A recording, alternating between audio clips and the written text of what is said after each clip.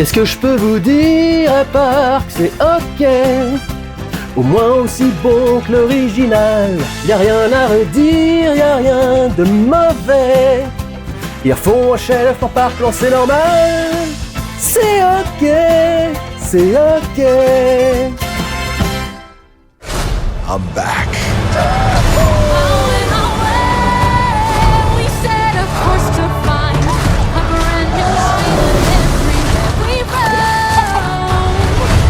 Et oui tout le monde, bienvenue dans ce vlog sur le remake d'un de mes films Disney d'animation préférés, Vaiana, Moana en version originale. J'aurais un petit truc à te dire d'ailleurs là-dessus. Au passage, avant de commencer la vidéo, je vous rappelle qu'il y a mon ami Arcadie, celui qui dessine les vignettes de vlog de la chaîne, qui a dessiné la BD de Brigitte Lecordier, La réalité est énorme, qui est en dédicace en ce moment à la Japan Expo. Comme c'est cette semaine, il m'a demandé de faire passer un petit message. Ce n'est pas un placement produit, je ne suis toujours pas payé pour montrer ce truc dans mes vidéos. C'est un placement de potes, en fait. Il est au stand de Dupuis, je précise. Donc voilà, si jamais vous avez envie de faire un petit coucou à Arcadie Bijardier, de le féliciter pour la BD qui est excellente, ou pour les vignettes qui sont excellentes également, vous pouvez aller à la Japan Expo lui faire un petit coucou.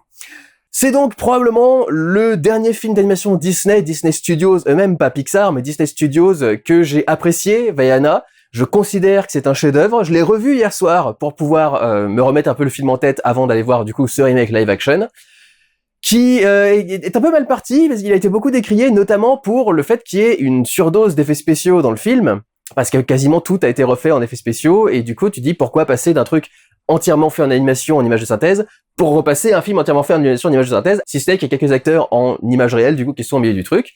Pour ceux qui ne connaîtraient pas l'histoire, la jeune Vaiana vit sur une île en Polynésie, elle est appelée par l'océan, mais son père, lui, en est terrifié et veut absolument qu'elle reste sur l'île, il ne dépasse même pas le récif de l'île. Mais quand la nourriture vient à manquer, Moana, encouragée par sa grand-mère, décide de partir sur l'océan pour remettre à sa place le cœur de Te Fiti, volé par Maui, un demi-dieu de légende, ce qui serait à l'origine du mal qui ronge le monde. Et Vaiana va donc essayer de retrouver Maui et d'accomplir sa quête. Et donc, si je peux résumer le truc facilement, je crois qu'il y a beaucoup de gens donc qui sont énervés pour ce côté remake quasi plan par plan. C'est vraiment, on va le dire clairement, hein, c'est le film d'un Yes Man qui a refait exactement le même film plan par plan. Il y a des trucs qui sont vraiment remis tel quel du film d'animation au film live action, en fait. Il y a un moment où il y a Moana qui avance vers Teka, qui est le grand méchant, et t'as un gros plan sur les pieds de Vaiana, et un gros plan sur la main de Teka qui se pose sur le sable, et c'est repris, mais plan pour plan, dans ce film-là, quoi. Donc c'est clair, c'est un remake plan par plan de l'original. D'un autre côté, l'original est un chef-d'œuvre. Donc tu refais juste le même film plan par plan, et t'arrives à garder l'énergie et le charme de l'original. J'ai envie de dire que ça fait un film qui marche, quoi. Ce n'est clairement pas un film révolutionnaire, c'est clairement pas un film où tu sens la patte du réalisateur derrière la caméra, mais tu refais plan par plan un chef-d'œuvre, normalement ça fait un chef-d'œuvre en principe, quoi. Surtout que tu reprends carrément le même acteur, pas quasiment, c'est carrément le même acteur avec Dwayne Johnson, qui donc reprend son rôle de Maui, cette fois-ci en live action, et contrairement à ce que certains auraient pu craindre en voyant la bande-annonce, il est pas du tout éteint par rapport à son rôle original, il le joue tout à fait bien, il est très dynamique, il arrive à respecter du coup ce que doit être son personnage. La jeune fille qu'ils ont engagée pour jouer Vaiana, comment s'appelle-t-elle? Catherine Lagaaya, je crois que c'est comme ça que ça doit se prononcer, aussi excellente dans son rôle, tous les autres acteurs sont excellents dans leur rôle. Il y a le retour des comic relief, certains des comic relief les plus drôles depuis longtemps dans un Disney, avec donc Hey Hey, le poulet, et puis Pua, le petit porcinet là, qui d'ailleurs est complètement absent du film. J'ai jamais compris pourquoi ils avaient mis deux sidekicks animaliers dans le film alors qu'il y en a qu'un seul qui sert au final dans l'histoire. Mais donc ils reviennent et ils sont toujours aussi drôles. Ils essayent de changer un petit peu certains trucs par-ci par-là. Et grosso modo, il y a rien que le film est vraiment raté, quoi. Notamment, par exemple, au niveau du rythme. Il y a plein de films qui refont, qui baissent en rythme, qui ont plus de contenu, mais qui sont plus lents aussi. Enfin, c'est très bizarre ce qu'ils ont fait dans certains films. Là, vraiment, tu reprends exactement le rythme de l'original. Il sait aussi bien respecter les moments de pause et de contemplation et de poésie que les moments plus actifs, les combats, les chansons, par exemple, les chorégraphies, etc., etc. Donc c'est un des remakes live-action de Disney les plus réussis, je pense, depuis qu'ils ont commencé à faire ce genre de remake. J'avais beaucoup aimé le Aladdin aussi, que j'avais trouvé très très sympa. Est-ce qu'il y a un intérêt à le refaire en live-action? Du coup, pas vraiment. Mais on peut pas dire que le film est mauvais non plus, quoi. Je trouve ça vraiment malhonnête de dire que le film est mauvais, simplement parce qu'il ressemble point par point au film original. C'est effectivement pas quelque chose d'extraordinaire de faire un remake plan par plan du truc original. Cela dit, j'ai envie de dire, Gus Van Sant a fait un remake plan par plan de Psychose. Du coup, tu peux te dire aussi à ce moment-là, est-ce que c'est vraiment utile? Mais c'est quand même fait par Gus Van Sant, qui est un des réalisateurs les plus marquants américains de ces 40 dernières années. Donc je sais pas si on peut dire d'office que parce que c'est plan par plan, c'est forcément mauvais. Si vous avez des défauts à reprocher au film, je veux bien les entendre. J'en vois pas énormément, cela dit. On peut pas juste reprocher au film d'être exactement comme l'original. Je pense pas que ce soit une critique recevable. Ce qui a véritablement changé dans le film, en vérité, c'est plutôt tout ce qui entoure le personnage de Maui, donc Dwayne Johnson. Parce que le Dwayne Johnson, déjà, il doit commencer à plus être tout jeune maintenant, il doit approcher des 60 et quelques années, je sais plus, combien est-ce qu'il a? 54 ans, hein. Je pensais qu'il était un tout petit peu plus vieux, mais effectivement, il a dépassé la cinquantaine, et quand tu as ce genre de musculature, t'es pas non plus parfaitement libre de tes mouvements, quand tu veux faire de la danse notamment, et donc clairement, il peut pas être aussi dynamique que l'est son personnage d'animation en 3D.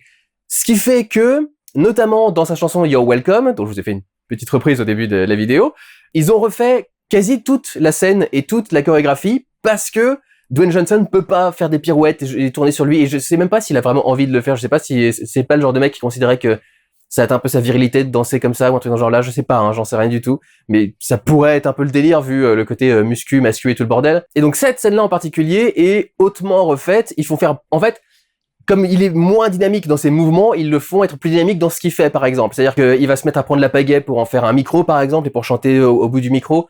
Il va interagir plus avec le décor, il va montrer plus de trucs, etc., etc. Donc cette séquence-là, notamment, elle est vachement plus refaite et un peu différente, et elle passe très très bien pour le coup. Enfin, il y a rien à redire dessus. C'est d'ailleurs la seule séquence du film où il y a vraiment une reprise du côté un peu animation qui était dans l'original. Notamment, vous savez, le film démarre sur la légende de Maui, du coup, qui est racontée avec des tapisseries d'époque et des dessins traditionnels de certaines îles de Polynésie. Et ça collait du coup avec le premier film qui était de l'animation, donc ils le faisaient en animation. Là, pour le coup, ils le font en live action, puisque c'est un film live action. Il y avait aussi des extraits de 3D dans l'original, mais il y avait toute une séquence qui était faite avec des tapisseries. Là, pour le coup, ils le font pas comme ça. Mais dans la scène de danse de Maui, il y a un petit moment où déjà par exemple son petit personnage, son tatouage va sortir de son corps et va se retrouver à différents endroits du décor, et on va jouer sur des couches d'animation 2D, sur un petit peu d'animation 3D aussi d'ailleurs pendant le truc. Donc c'est vraiment la scène qui a le plus été changée de tout le truc. Tous les ajouts ne sont pas heureux, évidemment, il y en a certains qui sont un petit peu discutables. Par exemple, il y a tout un truc à un moment où quand il décide du coup de rouler Moana, quand elle la retrouve sur son île, elle se retrouve derrière la porte et elle fait Oh, you son of a... Et ça coupe à Maui qui est en train de commencer à partir. Et on entend du coup jamais la fin. On a tous les adultes de la salle ont compris qu'elle voulait dire son of a bitch, du coup, en anglais, hein, bien sûr. Mais pour les enfants, du coup, on ne le met pas. Et là, pour le coup, ils ont décidé de faire un jeu de mots sur... En fait, elle finit pas sa phrase, donc you son of a, et lui, il commence sa phrase. Il dit en gros, plage, je te dis adieu, et donc il commence par bitch, I say goodbye to you, un truc dans ce genre-là. Et donc ça fait you son of a bitch, qui fait donc la phrase complète.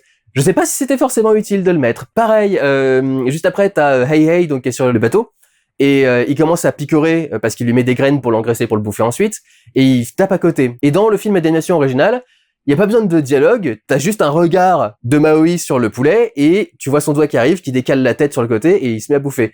Là, ils sont sortis obligés de rajouter une phrase qui dit « Ah, t'es vraiment pas le finot comme poulet » ou un truc dans ce genre-là, et tu fais « Bon, est-ce qu'il y a vraiment besoin de mettre ce petit truc-là » Et pareil, il y a un petit moment où... C'est marrant, toutes les mauvaises décisions sont mises sur cette scène-là. Elle a dû être réécrite par quelqu'un de très mauvais dans le processus de réécriture. Il fait son petit tatouage qui est en train de l'engueuler parce qu'il abandonne Moana dans le truc, enfin Vaiana pour le coup, et il lui fait si tu veux vraiment être dans une caverne, il y en a une que tu peux visiter, et il lui tape dessus, et là t'as un plan dans son dos et tu vois le petit tatouage qui descend dans l'arrêt de ses fesses.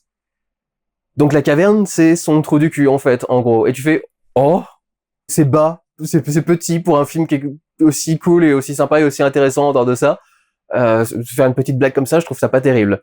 Il y a des trucs, par contre, qu'ils ont modifiés qui sont assez intéressants. Par exemple, tu vas un peu plus sentir les doutes de la mère de Vaiana avant qu'elle ne décide de partir.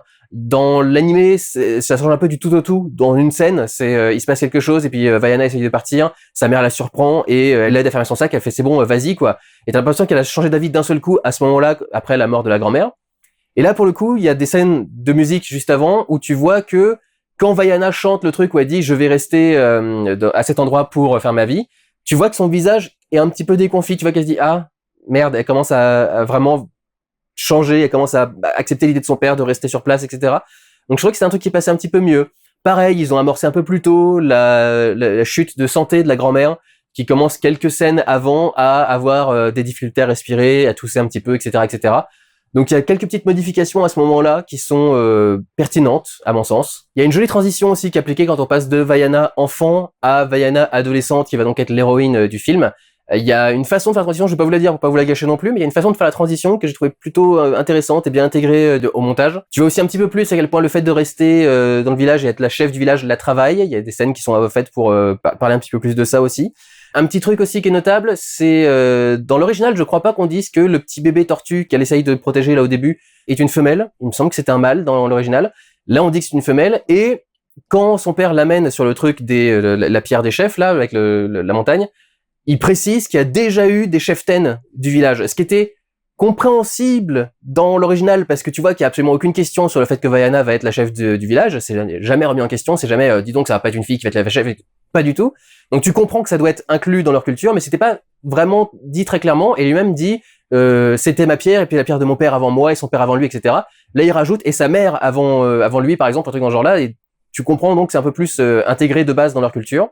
Et j'aime bien les légères modifications qu'ils ont apportées à l'animation de Tekka et de Tefiti dans le climax du film notamment. Il y a un côté plus fluide, simulation de fluide pour Tekka, et il y a un côté, je vais pas vous dire exactement quoi, mais il y a un truc particulier dans la façon de se déplacer de Tefiti quand on la voit à la fin, que j'ai trouvé plutôt intéressant. Un petit truc que je vais noter, parce que sinon je vais l'oublier, ça m'avait vraiment marqué dans le film. En fait, au bout d'un moment, je suis donc allé le voir en VO, parce que je vois tous mes films en VO, y compris le film d'animation original. J'ai jamais compris ce délire, pourquoi vous voulez absolument que les films d'animation on les regarde en VF plus qu'en VO. Je comprends pas. Mais je l'ai regardé en VO, et il y a quand même une VO spécifique pour l'édition française notamment du film, parce que donc ils ont changé le nom, le prénom de l'héroïne dans la version française. Je crois que ça a été changé dans d'autres pays européens, il me semble. Et en fait, dans la version originale anglaise qui diffuse en France, ils disent Vaiana et pas Moana. J'arrive pas à savoir si c'est des prises différentes qu'ils ont refaites, si c'est juste, je m'en suis rendu compte parce qu'il y a un moment où Dwayne Johnson dit Moana, et je crois que j'ai lu sur ses lèvres que c'était pas le bon mouvement des lèvres, c'est pas le bon lip sync. Donc je pense que ça lui a juste un truc redoublé au niveau audio. Et je me pose la question de savoir si à tout hasard ça serait pas une modification faite par IA. J'en suis pas sûr à 100%, mais ça pourrait être le cas. Je sais pas s'ils ont pris la peine de les faire revenir pour enregistrer le prénom différemment, s'ils ont refait ça sur le tournage, ou s'ils ont juste pris une IA en lui disant refais-nous le prénom avec un truc différent, quoi. Je suis pas certain. Mais en tout cas, il y a une VO spécifique adaptée pour la France quand vous allez voir ce film en VO en salle. C'était une galère d'ailleurs de trouver un film qui diffuse une cinéma qui diffusait le film en VO en journée. C'était assez catastrophique. Parlant d'IA, du coup, le rendu visuel du film, faut vraiment s'habituer au fait que quand on voit des bandes annonces, les effets spéciaux sont généralement pas finis, notamment chez Disney qui refait souvent les effets spéciaux au fur et à mesure. Mais là, je trouve qu'il y a vraiment une qualité assez dingue des effets spéciaux dans le film. Probablement parce que ils savent depuis le début quel est le plan qu'ils vont faire. C'est pas comme les Marvel où la scène peut entièrement changer, où tu peux refaire le plan, où tu peux faire machin. Là, ils avaient un storyboard extrêmement précis qui était le film d'animation original. Ils ont refait les plans exactement tels qu'ils devaient être faits, et donc du coup, les animateurs, ils ont pas eu à refaire la séquence entière au dernier moment. Et donc, les effets spéciaux, ils ont bien évolué depuis les bandes annonces qu'on a vues. Et en vrai, tu sens quasiment pas que c'est des effets spéciaux. Moi, je remarque un tout petit peu au niveau de la lumière. Tu sens que c'est pas une lumière aussi forte que la lumière du soleil réel. Tu sens que ça a été tourné en studio, tu sens que ça a été tourné sur fond bleu ou sur fond vert quand ils sont dans certains endroits de l'île, notamment le truc où il y a les pierres des chefs de village. Il y a possibilité que certains décors soient tournés sur une île ou au moins dans un décor plus ou moins réel ou au moins en extérieur. Mais il y a certains plans très précis où tu fais, là c'est pas une lumière de soleil, c'est pas assez fort, c'est pas assez tapant. Même si c'est un soleil couchant, ça doit être un peu plus puissant que ça. Et on a des très bons projecteurs qui arrivent très bien à reproduire la lumière du soleil, mais tu sens qu'il y a un tout petit truc qui va pas. Mais grosso modo, je l'ai quasiment pas senti dans le film en fait que c'était aussi rempli d'effets spéciaux numériques. Et j'ai envie de dire, c'est le genre d'histoire qui a besoin d'autant d'effets spéciaux numériques en vérité, parce qu'il y a tellement de choses qui sont montrées. Je veux dire, tu fais comment l'océan autrement qu'en numérique, l'océan qui donc est un personnage dans ce film. Je me suis dit, je pensais qu'il ferait un peu plus d'hommage à Abyss par exemple en refaisant le truc en live action, mais non, ils ont vraiment voulu refaire le film tel quel. Mais effectivement, cette petite vaguelette ne devient pas une tentacule d'eau, mais cette petite vaguelette, tu peux pas faire autrement que de faire des effets spéciaux. Les scènes qui sont sur l'océan, bon, la quasi-totalité des films maintenant qui sont sur l'océan grugent les scènes d'océan pour les faire sur fond vert ou tourner autrement. et on a quand même réussi à acquérir un certain savoir-faire pour les faire. Et par exemple Jurassic World, toutes les scènes qui sont dans le bateau dans Jurassic World, elles sont toutes faites dans une cuve, une bassine, et l'océan est entièrement numérique et rajouté autour du film, et personne s'en est rendu compte, par exemple. Je m'en suis pas rendu compte, vraiment, pendant le film. La plupart des scènes, ça passait parfaitement bien. Il y a un ou deux trucs, notamment au tout début du film, les deux espèces de salamandres qui sortent de l'eau quand on parle des différentes créatures qui voudraient récupérer le cœur de Te Fiti, avec les couleurs extrêmement néon, et surtout les yeux qui sont juste un gros globe jaune. T'as l'impression qu'ils ont juste ramené directement le modèle 3D du film d'animation Vaiana de 2016 pour le foutre dans ce film live action. Ce personnage-là, notamment ce monstre-là, ne fait pas assez transposer au réel et fait trop animation 3D. Mais c'est pour le coup, ça m'a fait peur parce que c'est le début du film, mais c'est le seul personnage qui est comme ça de tout le truc. Et les autres ont tous été refaits de façon plus réaliste. Bon, il y a peut-être le crabe qui a encore un côté un petit peu cartoon, mais pas aussi cartoon que dans le film 3D. Il y a peut-être un côté un peu, vous savez, comme Sébastien Polochon dans La Petite Sirène, qui avait un côté un petit peu particulier des fois, où il faut garder un côté un peu expressif et un côté assez animé, mais en même temps, il faut essayer de se rapprocher plus de l'animal réel. Il fait encore un petit peu animation 3D, mais ça passe vraiment plutôt très très bien. Et c'est un film qui déborde de couleurs, et c'est un truc qui nous manque beaucoup ces derniers temps. Il y a beaucoup de films qui sont très désaturés, qui retirent toutes les couleurs un peu partout, etc., etc. Et là, pour le coup, non seulement cette séquence avec le crabe qui est faite pour être ultra colorée, mais le film en général étant en Polynésie, étant très lumineux, étant avec des océans extrêmement bleus, de la végétation extrêmement verte, etc.